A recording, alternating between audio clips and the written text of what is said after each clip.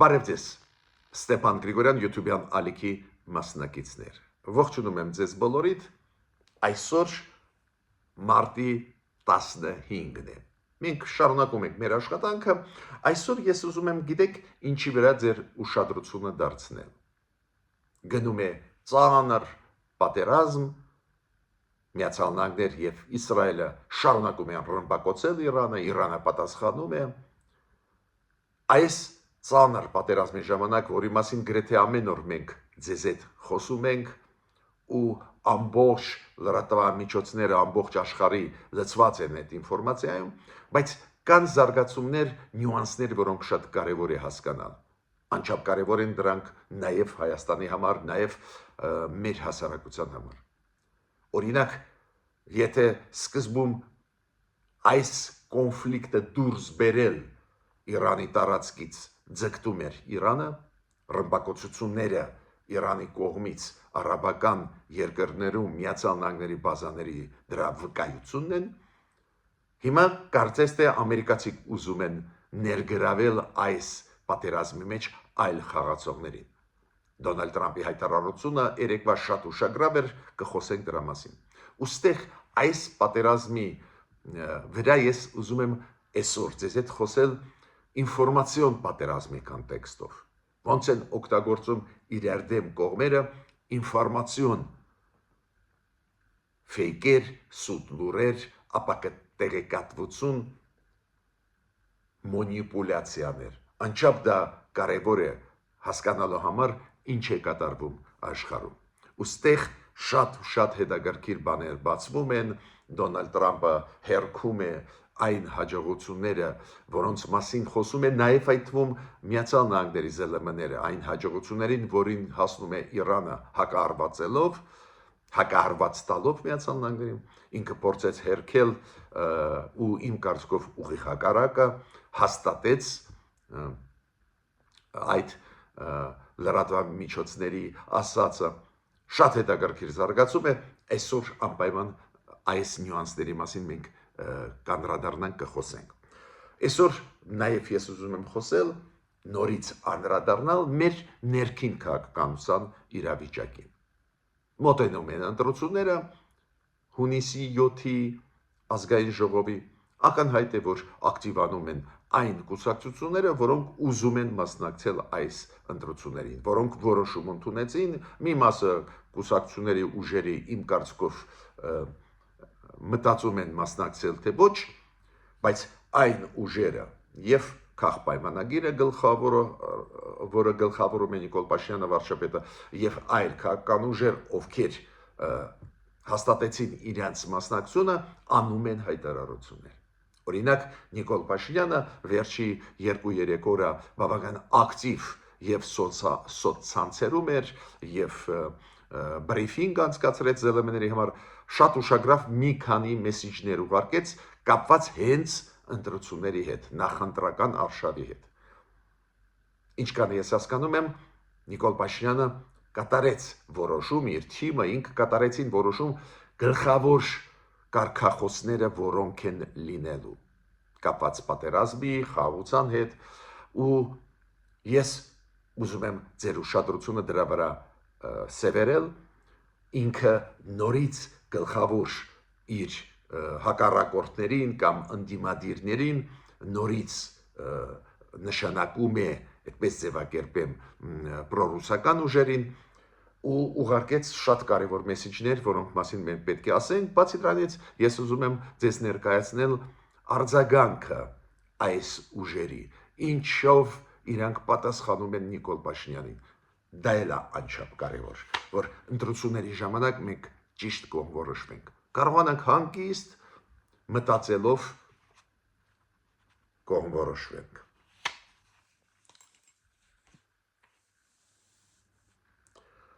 Ուրեմն սկսում ենք մեր այսօրվա աշխատանքը։ Ես պետք է ասեմ, որ Պարսից ծոցում ստեղծված իրավիճակը,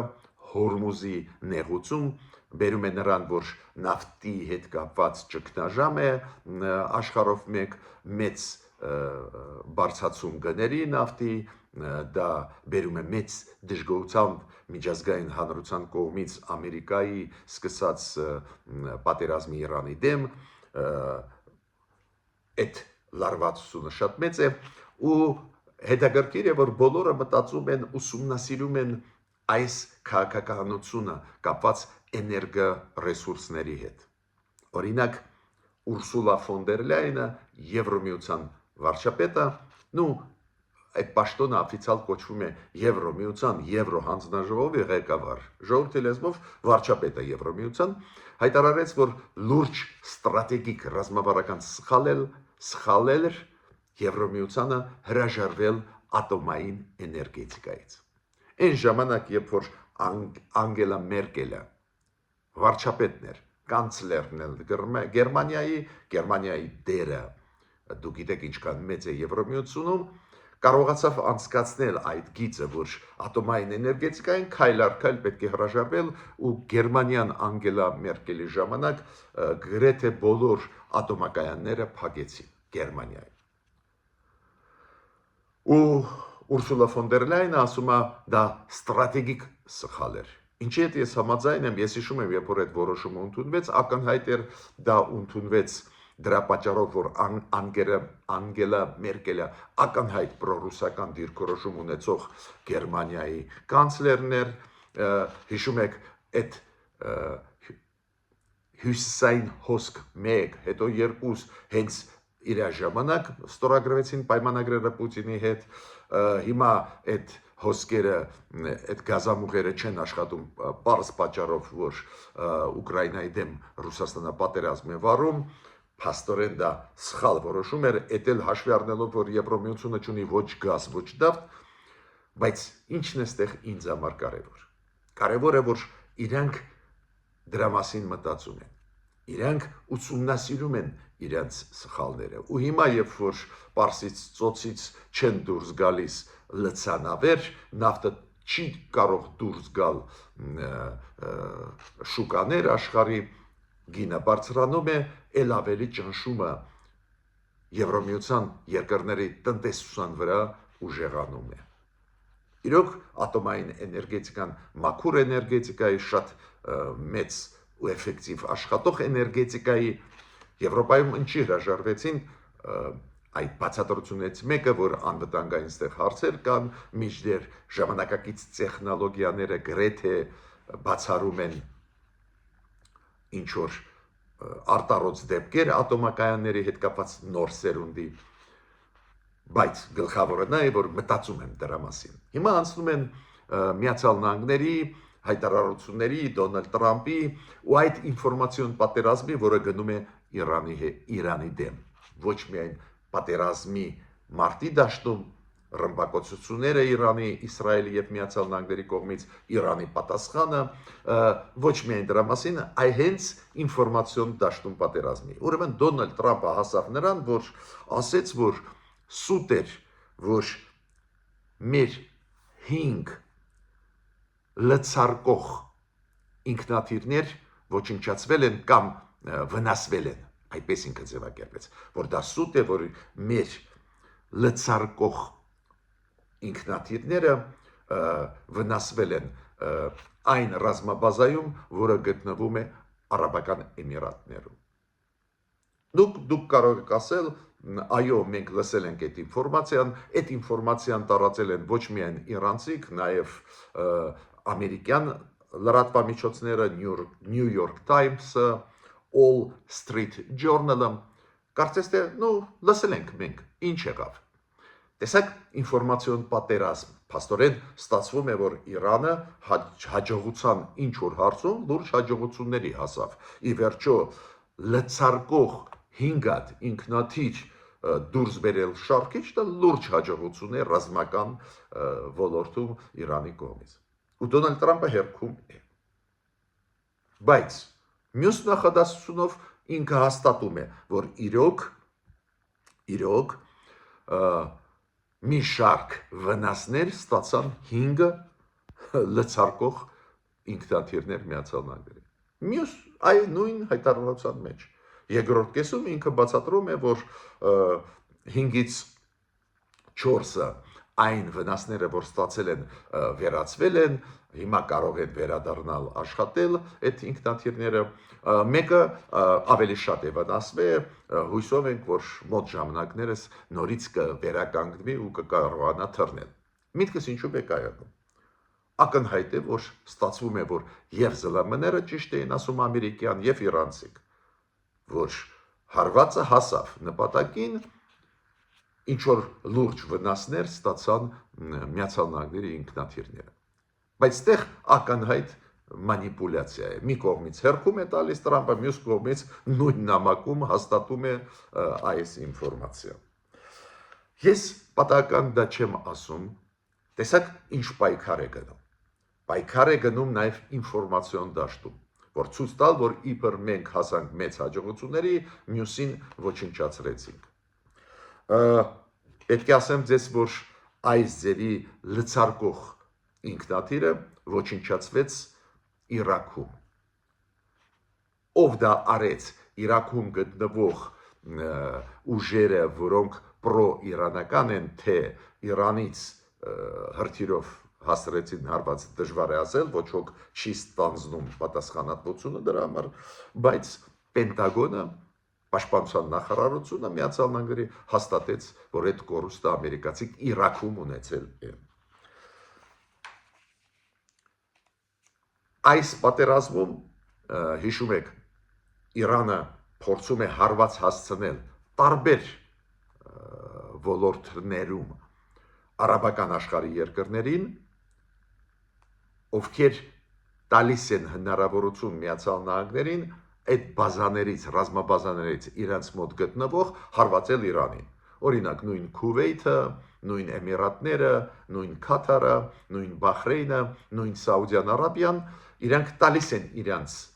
ռազմաբազաները, ավելի ճիշտ ամերիկյան ռազմաբազաներից գտնվող այդ երկրներում տալիս են հնարավորություն ամերիկացիներին ռմբակոծել Իրանը։ Իրանը պատասխանում է, հարվածում է իրանց, դուք գիտեք ՄԱԿ-ի անվտանգության խորհրդի մի քանի օրվա առաջվա նիստում դա դատապարտվեց, որ Իրանը դուրս է բերում կոնֆլիկտը Իրանի տարածքից։ Մյուս կողմից Իրանն էլ ասում է, ոնց մենք մեզ պաշտպանենք, եթե մեզ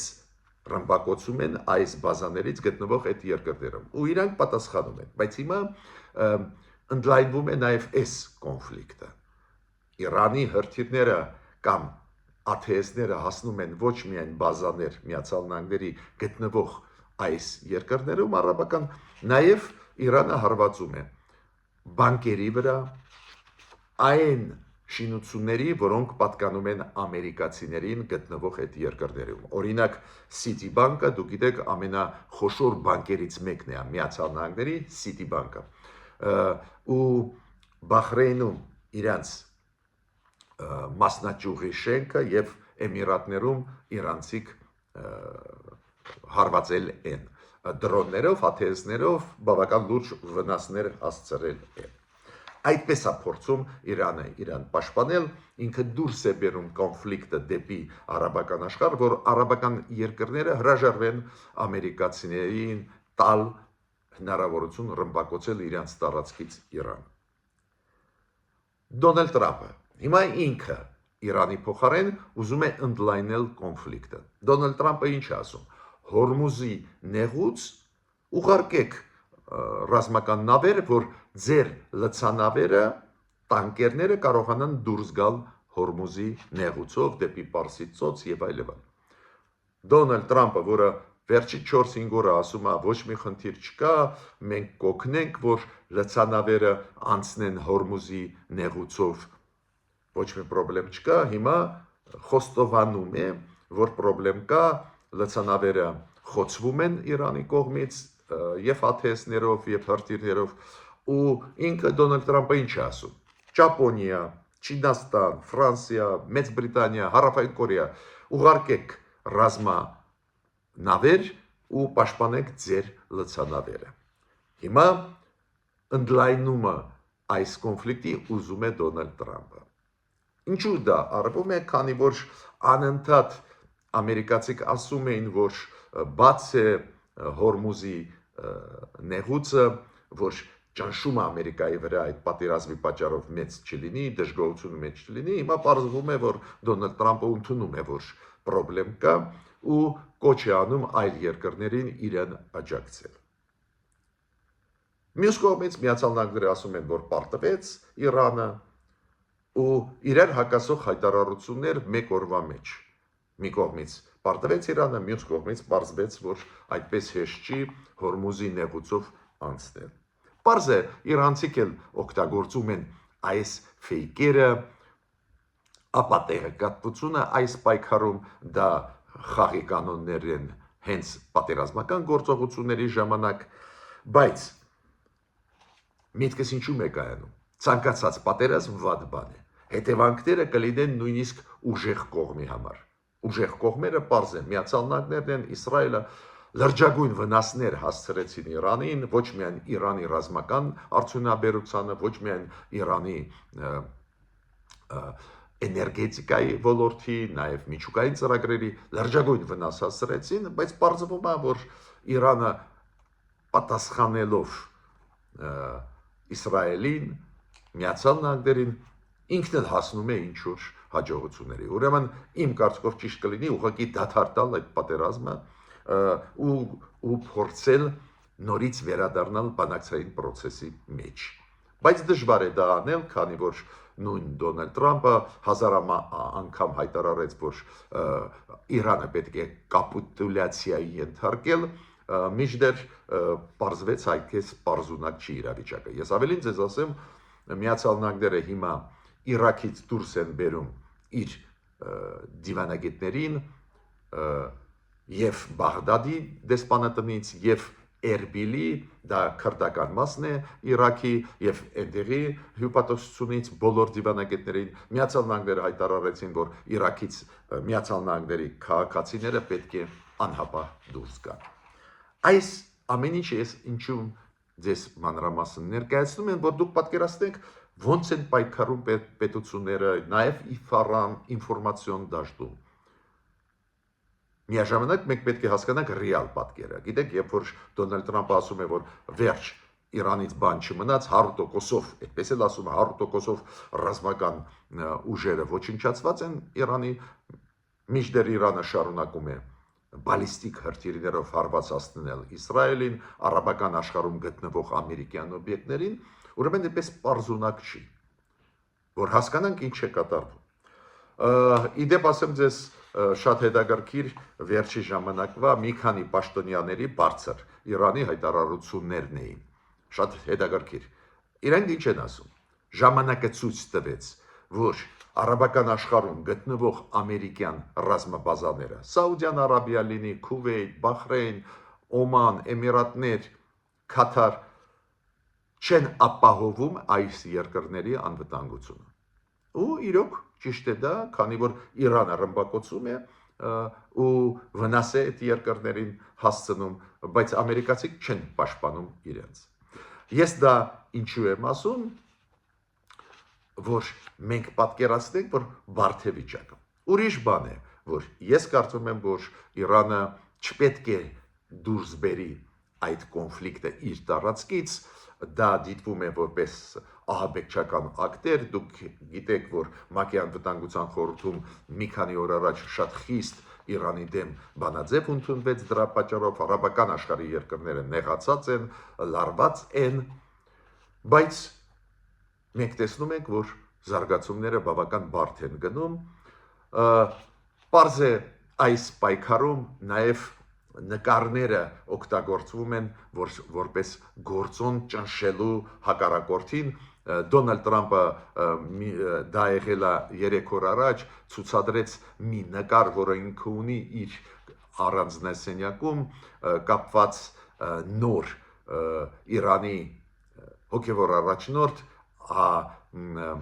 Ալի Խամենեիի տղուն, Մոջտաբա Խամենեի, նոր առաջնորդի նկար կարտոնից սարքած, թղթից սարքած, որտեղ որ իր դեմքում կան մասեր, որտեղ երևում է, որ ինքը վիրավորված էր։ Իրոք, այսօրվա նոր հոգևոր առաջնորդը վիրավորված էր, երբ որ ռմբակոծեցին փետրվարի 28-ին Իսրայելը եւ Միացյալ Նահանգները ռեզիդենցիան Ալի Խամենեի ու այնտեղ զոհվեցին նաև ընտանիքի անդամները, այնտեղ էլ գտնվում նաև Մոջթաբա Խամենեին ու ինքը վիրավորված էր։ Այդպես նսեմացնող քայլեր արեց, բայց պետք է ասեմ, որ հեշտ չի Դոնալդ Տրամպին էլ, դու գիտեք Կալիֆոռնիայի նահանգապետը ինքը սոցցանցերում դրեց նկար սատիրա հումորով դրեց նկար, երբ որ Պուտինը Դոնալդ Տրամպի հետ ման են գալիս ու Պուտինը պարանով քաշ է տալիս Դոնալդ Տրամպին ոնց որ շունիկ լինի ինքը։ Դա պարզ է նաև նսեմացիչ նկար է, դեմոկրատները այս ձևի քննադատում են Դոնալդ Տրամպի քաղաքականությունը վարած Իրանի դեմ, պատերազմի դեմ նաև Միացյալ Նահանգներում լուրջ շարժում է գնում։ Հիմա ես ուզում եմ մի քանի խոսք ասել մեր ներքին քաղաքականության զարգացումների մասին։ Անչափ կարևոր է դա, պետք է բոլորս հետևենք, որ հունիսի 7-ին մասնակցելով ընտրություններին գիտակցված ընտրություն կատարենք։ Ինձ համար դա է կարևոր։ Ոնց եք դուք քվեարկելու, ում եք ձայն տալու, դա մի կողմ թողնենք, ամեն մեկս պետք է որոշում կատարենք, բայց մենք պետք է ստանանք ինֆորմացիան ինչ է կատարվում։ Ես ինչ կան հասկանում եմ, ուրվագծվում է Նիկոլ Փաշինյանի վարչապետի քաղաքականությունը կամ մարտավարությունը այս ընտրարշավի ժամանակ։ Նիկոլ Փաշինյանը գրառում արեց սոցցանցերում 3-4 օրը, ու ինքը շատ ակտիվ է, գիտեք, հանդիպում է շրջաններում մարդկանց հետ, ինքը շատ ակտիվ է, անցկացնում է բրիֆինգներ լրատվամիջոցների համար, ինքը նաև սոցցանցերում շատ ակտիվ է, անընդհատ գրառումներ է անում, բոլորի մասին չեմ ուզում խոսել, ուզում եմ խոսել շատ կոնկրետ գրառման մասին կապված խաղաղության եւ պատերազմի։ Ինքը ասում է, որ եթե մենք վերադառնանք Ղարաբաղյան շարժման տրամաբանությանը, Արցախի շարժման, Արցախի հարցը վերադարձնենք մեծ քաղաքական օրակարգ, կստանանք պատերազմ։ Դա է գլխավոր իր ասած միտքը։ Եթե չվերադառնանք, խաղաղությունը կուժեղանա, կա խաղաղություն, կհաստատված է, բայց կուժեղանա, կզարգանա, լավ կլինի։ Ու ինքը ստեղ առաջի անգամը, որ հստակ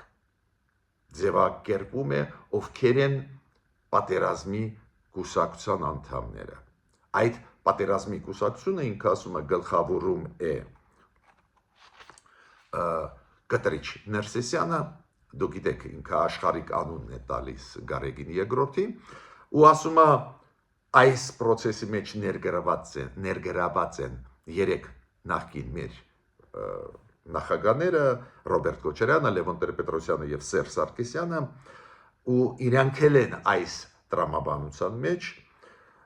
Հիշում եք նաեւ Ստրասբուրգում ինքը խոսեց նրա մասին, որ այս process-ի մեջ նաեւ կան Ռուսաստանից օլիգարխներ, նաեւ կան պրո-բելորուսական օլիգարխներ, հասկանալի է, որ մարդկանց մասին է խոսքը մեծահարուստների։ Ինչ եմ ուզում ասել։ Ինքը ուղարկեց մեսիջ հասարակությանը, հայ հասարակությանը, որ գլխավոր իր օպոնենտները, գլխավոր ընդդիմությունը այս ընդդիմությունն է, որը ուզում է որ պատերազմ լինի, քանի որ իրանք վերադարձնում են օրակարգ, Արցախի հարցը, Ղարաբաղյան շարժումը եւ այլ եւ այլ։ Ու ինքը կպայքարի իրանց դեմ ու մարդիկ պետք է ընտրություն կատարեն։ Գիտեք, ստեղ կարելի է քննարկել դա ամենալավ որոշումն է թե ոչ, քանի որ նորից սկսում է աշխատել այս բևեռացվող լոգիկան։ Երբ որ քաղաքական դաշտում կա միայն քաղաքապայմանագիրը գլխավորած Նիկոլ Փաշինյանով եւ պրոռուսական ուժերը կապված առաջի 3 նախագահների հետ, գումարած եկեղեցին, իդեմս Գարեգին II-ին։ Այս լոգիկայով պարզ է ստեղ էլ չի լինի 3-րդ, 4-րդ, 5-րդ ինչ որ այլընտրանքային նույնիսկ փոքր ուժերի համար բայց ինքը դա ընտրեց ու ես կասկած չունեմ, որ այս գլխավոր կարգախոսներով կգնա Նիկոլ Փաշինյանը, խաղաղություն թե պատերազմ, ու այո, ամեն մեկս պետք է ընտրենք։ Ես նաև ինչ եմ ուզում ասել, ես ուշադիր հետևում եմ ինչ են ասում այդ պրոռուսական տարբեր ուժեր, տարբեր շարժումներ, տարբեր կուսակցություններ, նույնիսկ անունները առանձին դեպքերում ես չեմ տալիս, անիմաստ է։ Նայեք, իրենք հիմա սկսեցին հասկանալ, որ միայն ռուսական դրոշի տակ գնալը անիմաստ է կպարտվեն ընտրությունների ժամանակ։ Սկսեցին մանևրել, սկսեցին ասել, որ մեր անվտանգությունը բարդ է, մենք հիմա չունենք դաշնակիցներ, պետք է վերանայենք, ուսումնասիրենք, կարող է վերադառնանք նախկին դաշնակցին, Ռուսաստանին, փաստորեն։ То есть ինչքան էլ իրանք չեն փորձում խաբել մեր հասարակությունը, վերջում պատտվում են, գալիս են հետ։ Նույնը նոր ստեղծված այդ պրոռուսական ուժը ինչ է ասում։ Իրանք ասում են, կարող է Իրանը դառնա մեզ համար երաշխավորը մեր անվտանգության, մեր տարածքային ամբողջականության։ Գիտեք, մեկ-մեկ զարմանում ես, ինչ վիճակում է գտնվում այսօր Իրանը, ինչ մեկուսացված վիճակում է գտնվում ու կապել Իրանի հետ մեր անվտանգությունը, ու ուղղակի անլուրջ է։ Ուրիշ բանը, Իրանը մեր հարևան երկիր է։ Մենք փորձում ենք աշխատել Իրանի հետ, այդ ուրիշ բան է, ու պարտավոր ենք աշխատել, ակտիվ աշխատել, բայց կապել մեր անվտանգությունը Իրանի հետ, երբ որ ինքը մեկուսացված է աշխարհով մեկ, ՄԱԿ-ի անվտանգության խորհրդի որոշումները Իրանի դեմ են։ То есть նույնիսկ Չինաստանը, Ռուսաստանը չեն աջակցում Իրանին ու կապել դա ուղղակի ծիծաղելի է։ Նախկին նախագահները անընդհատ առաջ են տանում այդ գիծը, որ այս իշխանությունները Նիկոլ Փաշինյանը սխալ են, կորցրեցին իրանց գլխավոր դաշնակցություն, այդ բոլոր նարատիվները ռուսական, որ իբր մենք Ռուսաստանի հետ վատ աշխատեցինք, դրա համար Ռուսաստանը մեզ դավաճանեց, այդ ռուսական նարատիվները կրկնում են, նորից կրկնեցին մեր նախկին նախագահները, որ մեր տնտեսությունը կապված է Ռուսաստանից շատ ուժեղ, ԵԱՏՄ-ն գլխավորն է, փորձ են անում նաև մանևրել, օրինակ նախկին նախագահներից մեկը ասեց, որ կարող է Ռուսաստանը եւ Միացյալ Նահանգները միաժամանակ լինեն մեզ համար երաշխավորներ մեր անվտանգության, բայց ես հարց եմ տալիս, Ռուսաստանը կիսում է ձեզ այդ կարծիքը, որ Ռուսաստանը մեր երաշխավորն է, ուղիղ հակառակը Ռուսաստանը Ադրբեջանի կողմ է ու բաց է դա ասում։ Ուրեմն ես տեսնում եմ այդ զարգացումները, այդ ընդդիմադիրների չեն կարող մանևրում են, բայց չեն կարող փոխվել Ռուսաստանից, չեն կարող իրենց ուղեղներում ավելի ազատ Հայաստան տեսնել, ավելի դինամիկ զարգացող Հայաստան, ավելի դիվերսիֆիկացված արտաքին քաղաքականություն, բայց դուք պետք է ուշադիր հետևեք այս զարգացումներին, որոնք ուժեղանան, ինչքան մոտենում է օրը ընտրությունների ազգային ժողովի։ Ես ավարտեցի իմ ելույթը, մինչ նոր հանդիպումներ։